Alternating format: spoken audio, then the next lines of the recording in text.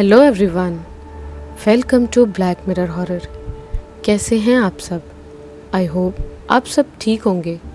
आज मैं आप सभी के लिए ब्रह्म और प्रेतों की टोली की कुछ डरावनी और रहस्यमय कहानियाँ लेकर आई हूँ और उम्मीद करती हूँ कि आपको ये कहानियाँ पसंद आएगी। कहानी पसंद आए तो इस वीडियो को लाइक और चैनल को सब्सक्राइब ज़रूर कीजिएगा और साथ ही इन्हें ज़्यादा से ज़्यादा शेयर कीजिएगा। कहानी में आगे बढ़ने से पहले मैं आप सभी को ये बता दूं कि ब्रह्म क्या होते हैं। तो यदि किसी ब्राह्मण जो पुजारी होते हैं, जो काफ़ी पूजा पाठ और इन सब चीज़ों में होते हैं, यदि उनकी मृत्यु हो जाती है और जो उनकी आत्माएं निकलती हैं, जो कहीं किसी पेड़ या किसी जगह पे वास करती हैं, तो उन आत्माओं को ब्रह्म कहा जाता है, यानी ब्राह्मण की आत्मा, तो उन्हें ही ब्रह्म कहा जाता है। तो चलिए अब बढ़ते हैं हमारी आज की कहानियों की ओर। बात कुछ 60 वर्ष पुरानी है। मोहनलाल पंडित अपने समय के नामी पुरोहित हुआ करते थे। सीधे साधे कर्मकांडी ब्राह्मण, जिसे बस 2 समय का भजन आता था और शादी ब्याह के फेरे करवा देना, कोई व्यापार वगैरह का मुहूर्त पूजन कर देना। सामान्य सा व्यक्तित्व और भोलेपन की सीमा तक की सरलता उन्हें आसपास के गांव से भी काम दिलवा दिया करती थी। शादी ब्याह के जब सावे मुहूर्त का वक्त चला करते थे तो मोहनलाल जी के पास सांस लेने की फुर्सत नहीं होती थी। दोपहर से ब्याह शुरू होते थे और आधी रात तक 3-4 फेरे पंडित जी निपटा ही लेते थे। यहाँ वहाँ की यजमानों से प्राप्त दक्षिणा, मिठाई, वस्त्र आदि सिर पर रखकर अक्सर देर रात तक पंडित जी घर लौटा करते थे। हालांकि गांव के पुराने बुजुर्गों ने उन्हें बहुत बार समझाया भी कि ऐसे रात में मिठाई वगैरह लेकर अकेले दूसरे गाँव से मत आया करो, रास्ते में जोहड़े पड़ते हैं और सुनसान गढ़ भी था और एक खास जगह जिसका नाम लेने से भी लोग डरा करते थे, रानी की बावड़ी। बावड़ी प्राचीन भारत की जल संसाधन प्रणाली का एक महत्वपूर्ण भाग हुआ करती थी, जिसमें सीढ़ियाँ बिल्कुल नीचे तक जाया करती थी और पानी अक्सर बावड़ी से जुड़े कुएं से निकाला करते थे। मोहनलाल जी के गांव के पास की बावड़ी अपने भूतिया किस्सों के लिए खासी बदनाम थी। हालांकि दिन में बच्चे वहाँ खेलते भी थे, पानी में नहा भी लेते थे, लेकिन शाम होने के बाद उस तरफ कोई देखता भी नहीं था। लोग कहते थे वहाँ रानी और उसकी सहेलियाँ नहाने आया करती हैं और उसके सैनिक बाहर पहरा देते हैं। अब ये सब तो 200-250 साल पहले हुआ करता था, लेकिन लोगों का मानना था कि आज भी उस रानी और उसकी प्रेत मंडली की हर रात उस बावड़ी में महफिल लगा करती है। खैर, गांव वालों की समाइश को पंडित जी बड़े हल्के में लिया करते थे। एक तो आज तक उनके साथ कोई ऐसी घटना हुई नहीं थी, दूसरा दोनों समय गायत्री मंत्र का जाप करने से उनके भीतर आत्मबल भी विशेष था। उनका मानना था कि भूत प्रेतों के अनुभव कमजोर हृदय वाले पापी दुरात्माओं को ही अधिक हुआ करते हैं। एक समय दिसंबर की सर्दियों में उन्हें पासी के एक गांव में फेरे करवाने का कार्य मिला। फेरों का मुहूर्त क्योंकि रात्रि का था, तो यजमान ने आग्रह किया कि पंडित जी आप फेरों के उपरांत यहीं रुक जाइए और सुबह जल्दी ही आपको आपके गांव भिजवाने का प्रबंध कर देंगे। लेकिन पंडित जी आदतन रात्रि को ही घर निकलने का मन बना कर बैठे थे और इसी सोच विचार में उन्होंने जल्दी जल्दी में फेरे निपटा भी दिए। भेंट विदाई दक्षिणा प्राप्त करते करते 11 बज चुके थे। यजमान रामफूल चौधरी ने एक बार फिर से निवेदन किया, पंडित जी यहाँ से आपके गांव का रास्ता रानी की बावड़ी से होकर जाता है, आप कृपा करके सुबह चले जाइएगा। अरे चौधरी जी, मेरा रोज़ का काम है, ऐसे रात को उधर से निकलना मुझे डर नहीं लगता। पंडित जी सत्य ही कह रहे थे। उनको तो अनेक वर्ष हो चुके थे उसी रास्ते से आते जाते, लेकिन आज शायद वक्त कुछ अलग ही खेल करने वाला था। लगभग 12 बजे के आसपास अपने गांव को निकले पंडित जी धीरे धीरे पैदल सामान की गठरी सिर पर रखे और एक हाथ में लालटेन लिए चल पड़े। कुछ 3 किलोमीटर चलने के बाद ही सुनसान इलाका और जोहड़ा आ चुका था। जोहड़ा गांव में जल भराव के क्षेत्र को कहते हैं, जो बरसातों में भर जाता है और गर्मियों में सूख जाता है। जोहड़े में भी बहुत लोग डूबकर हर साल ही मरा करते थे। लोगों ने वहाँ की भी बहुत कहानियाँ बना रखी थी। किसी को बच्चे के चीखने की आवाज़ें सुनाई देती, तो कोई किसी स्त्री को रोते हुए देखा था। खैर, मोहनलाल पंडित जी आगे बढ़ते जा रहे थे और उन्हें एक बरगद के वृक्ष के नीचे एक साया दिखने लगा था, मानो कोई बैठा हो बिना हिले डुले। इतनी रात को कौन हो सकता है? मन में विचार करते हुए बिना डरे पंडित जी उस साये के समीप पहुंच चुके थे। अरे कौन हो भाई?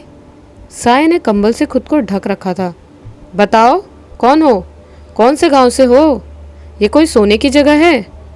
पंडित जी आदतवश बड़बड़ाए जा रहे थे और साया टस से मस न हुआ।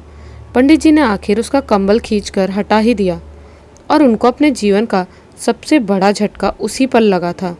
ये कंबल के नीचे उनकी दादी सोई हुई थी, वही दादी जो लगभग 40 वर्ष पहले हैजे से मरी थी। कंबल हटाते ही दादी ने पंडित जी का हाथ कसकर पकड़ लिया। आगे मत जा मोहन, मत जा, आज तुम मेरे पास ही सो जा बेटा। दादी ने ऐसे बोला मानो 40 साल बीते ही ना हो। कल ही तो दादी ऐसे ही पकड़कर मोहनलाल को अपने पास बिठा लिया करती थी।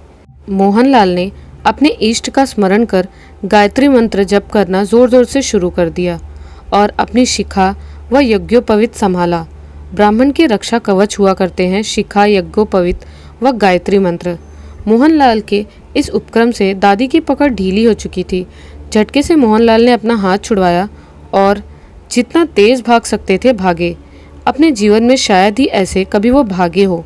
भागते भागते कुछ 200 मीटर आगे उन्होंने पीछे मुड़कर दादी को देखना चाहा कि तभी सामने से आ रहे एक व्यक्ति से टकराकर गिर गए।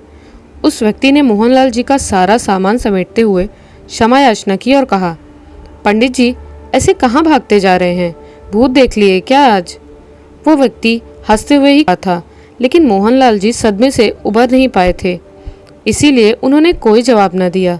गिरने की वजह से लालटेन बुझ चुकी थी और उस व्यक्ति का चेहरा, कपड़े कुछ नजर नहीं आ रहे थे। बस मोहनलाल जी को ये प्रतीत हो रहा था कि व्यक्ति कोई बलिष्ठ कदकाठी का युवा है। उसकी उपस्थिति से मोहनलाल जी को कुछ हिम्मत तो आई थी।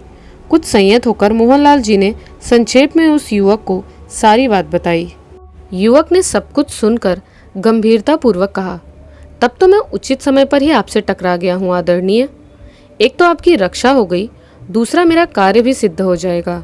युवक की इतनी परिष्कृत भाषा सुन पंडित जी चकित हो गए। उन्हें लगा कोई दूसरा पंडित ही मिल गया जो बनारस अयोध्या पढ़कर आया लगता है। पंडित जी बोले, तुम्हारा कार्य? तुम्हें मुझसे क्या काम है भाई, वो भी इतनी रात में? युवक ने अपना परिचय देते हुए कहा, पंडित जी मेरा नाम राघवेंद्र है और आज मेरी बहन का विवाह होना था, लेकिन ऐन वक्त पर ज्ञात हुआ कि फेरे करवाने वाले पंडित जी के घर बालक का जन्म हुआ है और अशौच की स्थिति में वे नहीं आ सकते। ऐसे में हम फेरे टाल तो नहीं सकते, तो क्या आप हमारे घर चलकर फेरे करवा देंगे? रात को 2 बजे फेरे? पंडित जी को आश्चर्य मिश्रित शंका होने लगी थी। युवक ने पंडित जी की मनोदशा भांपते हुए कहा, पंडित जी 4 तोला स्वर्ण फेरे उपरांत उन पंडित जी को देने को रखा था, वो भी आप ही ले लीजिएगा। 4 तोला स्वर्ण? पंडित जी चौंके। मोहनलाल जी के मस्तिष्क पर छाई भय व शंका की धुंध को स्वर्ण की आभा ने अब साफ कर दिया था। कुछ बनते हुए से पंडित जी बोले, देखो वैसे मैं इतनी रात्रि में फेरों के विधान को नहीं मानता, लेकिन तुम एक तो मजबूर हो, दूसरे बहुत सुसंस्कृत लग रहे हो, निश्चित ही अच्छे परिवार से हो, इसलिए मैं तुम पर अनुग्रह कर रहा हूँ। पंडित जी आपकी बड़ी कृपा मानूंगा। युवक ने झुककर प्रणाम करते हुए कहा, अच्छा बताओ कहाँ चलना है, किधर है तुम्हारा गांव? पंडित जी के पूछने पर राघवेंद्र ने जवाब दिया, पास ही है, आप बस पीछे पीछे चलते आइए, हम कुछ ही समय में विवाह स्थल पहुंच जाएंगे। राघवेंद्र के पीछे चलते हुए पंडित जी मात्र स्वर्ण की कीमत का ही अंदाजा लगाए जा रहे थे और कल्पनाएं करते जा रहे थे कि घर पहुंचने पर सब कितना प्रसन्न होंगे जब इतना धन व सामान आदि एक साथ देखेंगे। इस कल्पना लोक के भ्रमण में उन्हें ध्यान ही नहीं चला कि गांव के रास्ते से हटकर कब राघवेंद्र रानी की बावड़ी की ओर मुड़ चुका था। रास्ते भर राघवेंद्र ने एक शब्द नहीं बोला। कुछ दूर चलने पर पंडित जी को रोशनी दिखने लगी थी।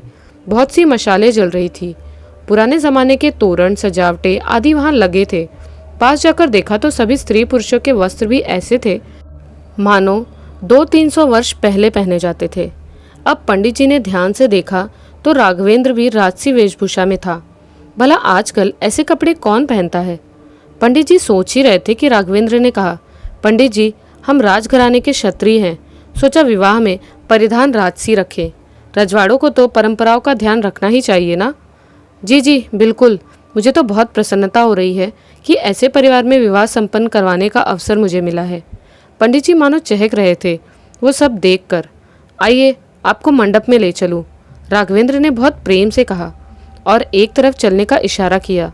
मोहनलाल जी उधर घूमे और चलने ही वाले थे कि उन्होंने देखा कुछ दूर पेड़ के नीचे उनकी दादी खड़ी रो रही है और इशारे से उन्हें अपने पास बुला रही है। मारे डर के अब मोहनलाल जी ने उधर देखना ही बंद कर दिया और जल्दी जल्दी राघवेंद्र के पीछे पीछे चल दिए। कुछ कदम चले होंगे और मारे आश्चर्य से उनका मुंह खुला का खुला रह गया। अरे, ये तो रानी की बावड़ी है, इसमें विवाह? पंडित जी कहे जा रहे थे और राघवेंद्र मुस्कुराता हुआ बावड़ी में उतरता जा रहा था। डरिए मत पंडित जी, विवाह बावड़ी में नीचे ही संपन्न होगा। ऐसा हमारी बहन का आदेश है और उनका आदेश कोई नहीं टालता। पंडित जी ने वापस जाने का विचार किया ही था कि दो सैनिकों से दिखने वाले युवक उनके दोनों तरफ आकर खड़े हुए और बहुत विनम्रता से उनमें से एक युवा सैनिक ने कहा, आदरणीय, कार्य संपन्न होने के उपरांत आपको सुरक्षित आपके निवास स्थान पहुंचा दिया जाएगा। किसी भी प्रकार का भय अपने हृदय से निकाल दीजिए। उनकी भाषा, वेश और व्यक्तित्व से अब तक पंडित जी समझ चुके थे कि ये लोग 250 वर्ष पुराने सैनिकों के प्रेत हैं और इस समय वे एक प्रेत मंडली के समारोह का हिस्सा बन चुके हैं।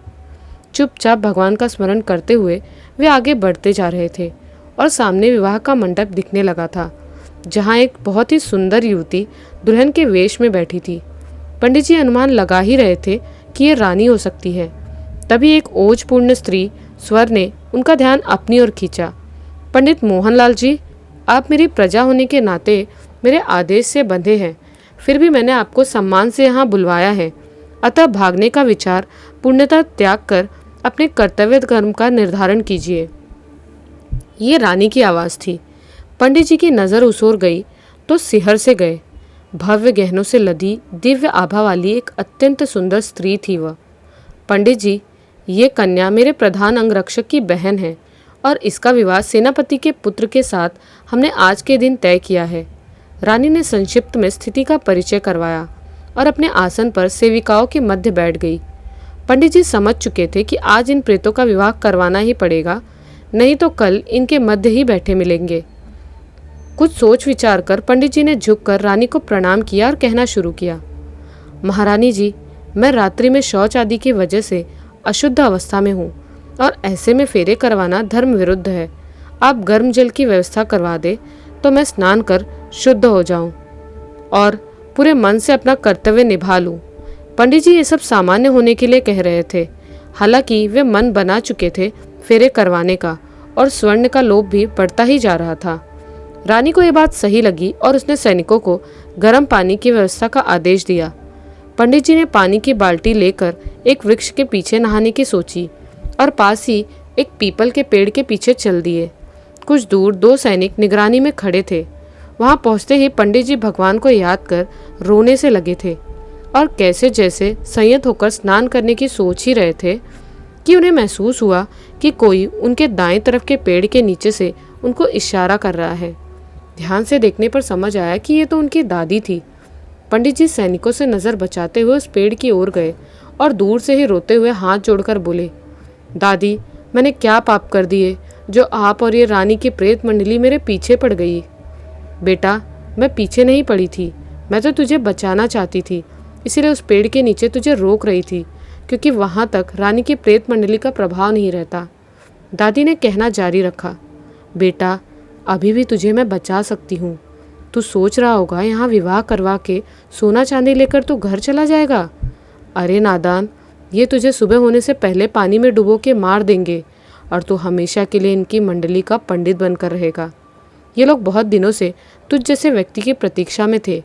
बेटा, तू एक काम कर, जिस पीपल के पेड़ के नीचे तू नहाने जा रहा है उसकी जड़ों में एक हनुमान जी की मूर्ति गड़ी हुई है, जिसकी वजह से उस पेड़ के ब्रह्म के सिवा कोई दूसरी शक्ति पेड़ के पास भी नहीं फटक सकती।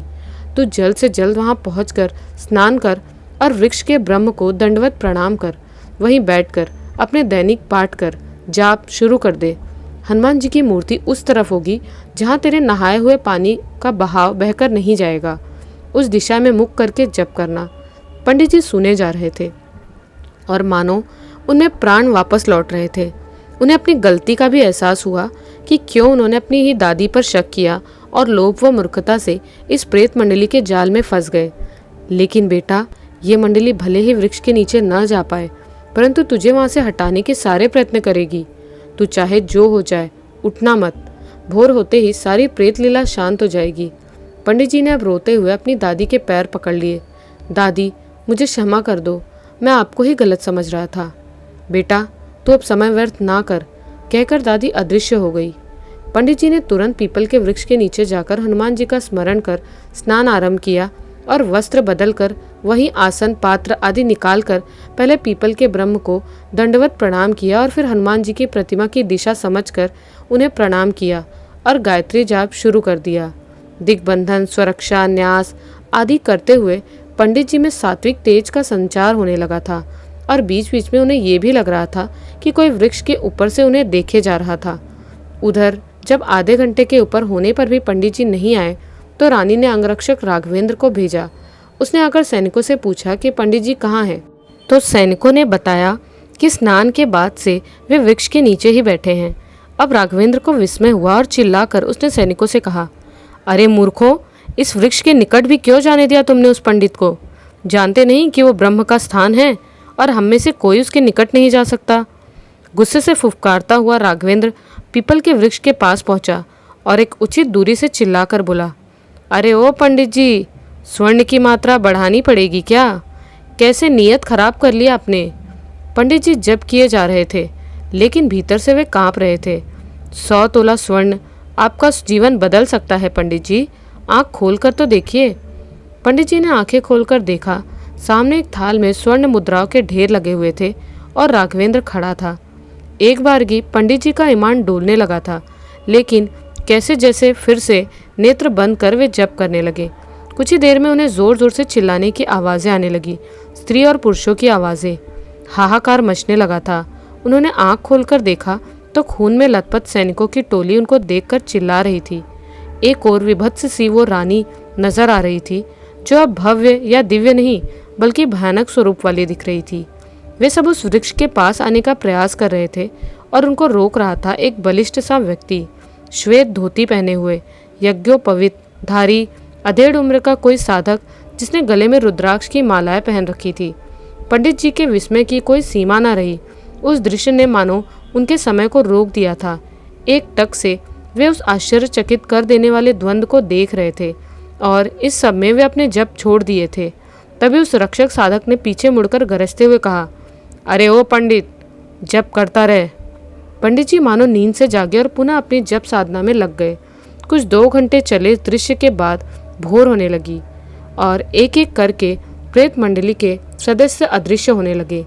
अंत में रानी ने अदृश्य होते हुए कहा, पंडित, तेरे परिवार ने बचा लिया, वरना तू सैकड़ों बरस मेरी चाकरी करता। परिवार? दादी के अलावा कौन यहाँ सहायक था? रानी के गायब होते ही उस साधक ने मुड़कर प्रसन्नता से पंडित को देखा और कहा, बेटा, तू बच ही गया। तेरी दादी का स्नेह तुझे मृत्यु मुख से बाहर निकाल लाया। पंडित जी ने आश्चर्य से कहा, आप कौन हैं और मुझे बेटा कैसे कह रहे हैं? अब उस साधक ने रहस्यमय मुस्कान के साथ कहना शुरू किया, मैं गणेश नारायण शास्त्री हूँ, इस पीपल का ब्रह्म। तेरे ही वंश में 300 वर्ष पूर्व मेरा जन्म हुआ था और मैं हनुमान जी का परम सिद्ध साधक था। ये सुनते ही पंडित जी ने उन ब्रह्म के चरण पकड़ लिए और कहा, हे नाथ, हे पितृ, आपने दर्शन दिए, यही मेरा सौभाग्य है। उस पर मेरा जीवन बचाने की कृपा। मैं आपका ऋण इस जीवन में नहीं उतार पाऊंगा। ब्रह्म ने हंसते हुए कहा, मेरा वंशज होने के नाते तुम्हारी रक्षा तो मैं वैसे ही करता। फिर तुम्हारी चतुर दादी ने युक्तिपूर्वक तुम्हें मेरी शरण में भेज दिया। फिर तो कोई प्रेत मंडली तुम्हारा कुछ भी नहीं बिगाड़ सकती थी। अब जाओ और फिर कभी इस रास्ते से मत गुजरना।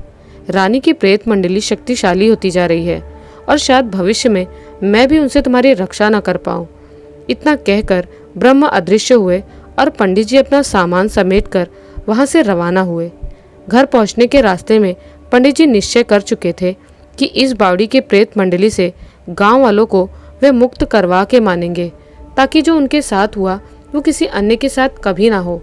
ये विचार संकल्प में बदला और कुछ वर्ष उपरांत पंडित जी ने उस बावड़ी की रानी व उसकी प्रेत मंडली का विनाश कर उस श्रापित स्थान को सदैव के लिए शुद्ध किया। तो चलिए अब सुनते हैं हमारी अगली कहानी, प्रेतों की टोली। बात कुछ 30 साल पहले की है, जयपुर में झोटवाड़ा नामक एक इलाके में तब बहुत ज़्यादा लोग बसे भी नहीं थे। तब एक गांव से आकर रमेश ने वहां के एकमात्र पिक्चर हॉल के बाहर मूंगफली की रेहड़ी लगाना शुरू किया। संयोग से ये पिक्चर हॉल और उस क्षेत्र का शमशान पास पास ही थे। कुछ दिन आराम से बीते। रमेश एक मेहनती और अत्यंत ही सरल सा युवक था, जैसे कि आम ग्रामीण युवा हुआ करते हैं। देर रात तक अपनी मूंगफली की रेहड़ी लगाने के बाद वो अपने कमरे पर चला जाता था। खाना पीना करके कुछ देर बाद पूजा पाठ किया करता और सो जाता।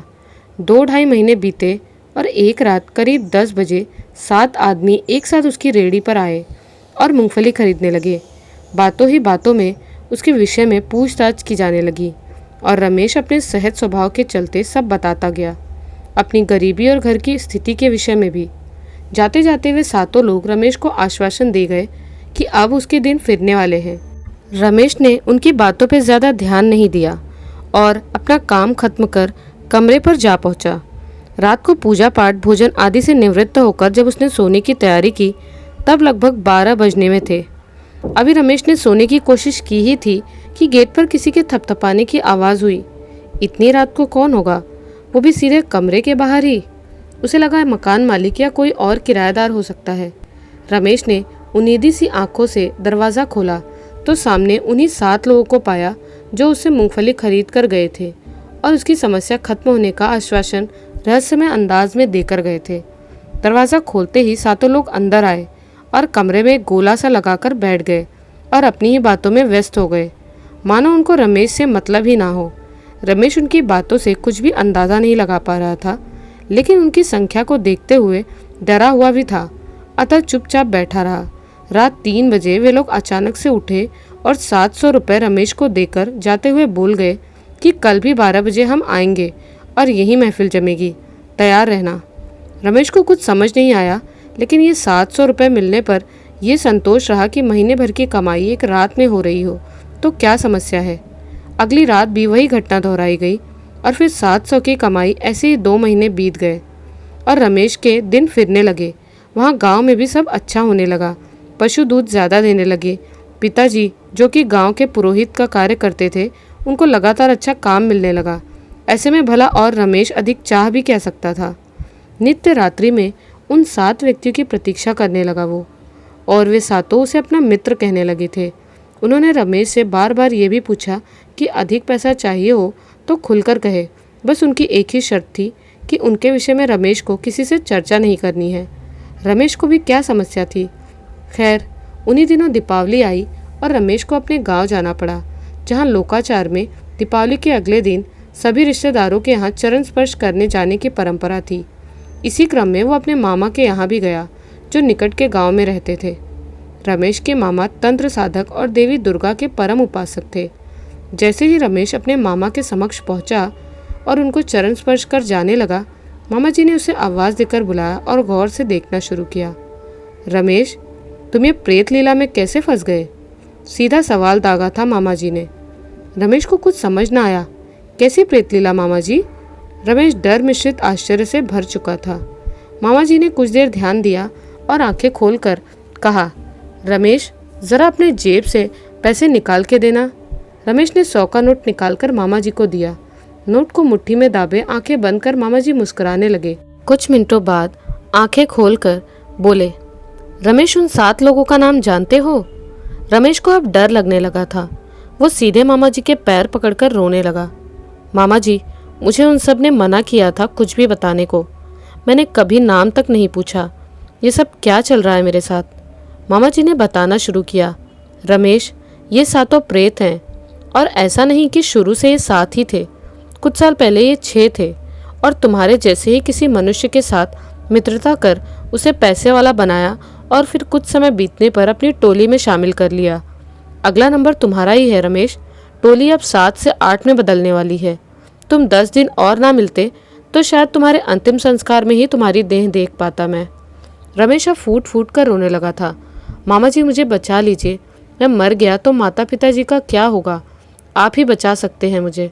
मामा जी ने उसे ढांढस बंधाते हुए कहा, चिंता ना करो रमेश, मैं ऐसे बहुत प्रेत मंडलियों को सीधा कर चुका हूँ। तुम्हारे वाला मामला थोड़ा मुश्किल ज़रूर है, लेकिन माँ दुर्गा की कृपा रही तो अब की बार तुम्हारी उस प्रेत मंडली से आखिरी भेंट होगी।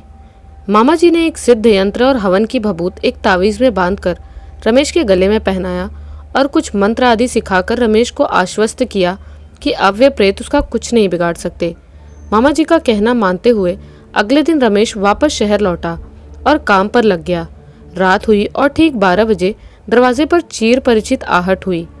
रमेश ने डरते डरते दरवाज़ा खोला और वो प्रेत मंडली कमरे में जैसे ही घुसने लगी वैसे ही उन सबको मानो बिजली का झटका लगा हो। रमेश की जान में जान आई क्योंकि उसने मामा जी द्वारा दिया गया एक रक्षा सूत्र दरवाजे पर बांध दिया था जिसे कोई प्रेत पार नहीं कर सकता था। टोली के मुख्य प्रेत ने अब हंसते हुए कहा, क्यों रमेश, 5 महीने लगे हमें पहचानने में। उसके साथ ही बाकी प्रेत भी अट्टहास करने लगे। अब उनके चेहरे विभत्स से होते जा रहे थे और वे सभी मूल स्वरूप में आ रहे थे। आखिर में मुख्य प्रेत ने रमेश के गले में पड़े ताबीज को देखते हुए कहा, रमेश, ये ताबीज तुमको कितने वर्ष बचा लेगा। तुम्हारा वो बूढ़ा मामा एक दिन मर जाएगा और उस दिन हम तुझे लेने अवश्य आएंगे क्योंकि हमारा धन लेकर तू हमारी ऋणी हो चुका है और इस टोली का 8वां प्रेत बनना अब तेरी नियति है। आज से तेरे हर एक दिन प्रहर पर हमारी दृष्टि बनी रहेगी और जिस दिन ये तावीज़ खराब हुआ उस दिन हम स्वयं तुम्हारी गर्दन तोड़कर तुम्हें अपने साथ ले जाएंगे। ये कहते ही 7 प्रेत अचानक से गायब हो गए और रमेश मानो जड़वत सा अपनी जगह पर बैठ गया। उस पूरी रात रमेश प्रेतों की बात पर विचार करता रहा और एक नतीजे पर पहुंचा। सुबह होते ही उसने शहर से अपना सारा सामान समेटा और कमरा खाली कर गांव की ओर रवाना हुआ। उसने फैसला कर लिया था कि डर की जिंदगी अब उसे नहीं जीनी है और इस समस्या से खुद लड़ना है। गांव पहुंचकर सीधे मामा जी के यहाँ जाकर रमेश ने पूरी घटना मामा जी को सुनाई और उनके चरणों में सिर रखकर कृतज्ञता से कहा, मामा जी, मुझे इस ताबीज़ या रक्षा सूत्र के भरोसे नहीं रहना। ऐसे में हर क्षण मुझे इस ताबीज़ के टूटने या खराब होने का भय रहेगा और हर समय उन प्रेतों को अपने आसपास महसूस करूंगा और उनके अपने आसपास होने की अनुभूति से मैं जिंदा लाश की तरह बन जाऊंगा। आप मुझे अपना शिष्य स्वीकार कर इस योग्य बनाएं कि मैं स्वयं इन प्रेतों का निपटारा कर सकूं और इस योग्य बन जाऊं कि जो घटना मेरे साथ हुई उसे किसी अन्य के साथ ना होने दूं। मामा जी ने हंसते हुए कहा, मुझे पता था तुम आओगे रमेश। ये प्रेतों से इतने समय तक बातचीत होने और इनके दर्शन कर लेने से तुम्हारा तंत्र क्षेत्र में पदार्पण तय हो ही चुका था। मुझे उसी दिन पता था जब तुमने ये घटना पहली बार सुनाई थी। मैं तुम्हें अपना समस्त ज्ञान दूंगा और तुम्हें समर्थ बनाऊंगा कि ये प्रेत तुम्हारे आसपास भी ना फटक सके। आज 30 बरस से ऊपर हो चुके, घटनाएं सत्य के समीप हैं, कुछ कल्पना और अतिरेक के साथ। नाम मैंने गोपनीयता के लिए बदल दिए थे। रमेश आज स्वयं एक सिद्ध साधक है जिसने उस 7 प्रेतों की टोली की गति मुक्ति कर दी है और न जाने कितने भोले भाले रमेश जैसे लोगों को ऐसी वायवीय अलौकिक पीड़ाओं से मुक्ति दिलाई है। कैसी लगी आपको ये कहानियाँ? हमें कमेंट्स में ज़रूर बताएं। मिलती हूँ एक नए वीडियो में कुछ नई और डरावनी कहानियों के साथ। जय माँ दुर्गा।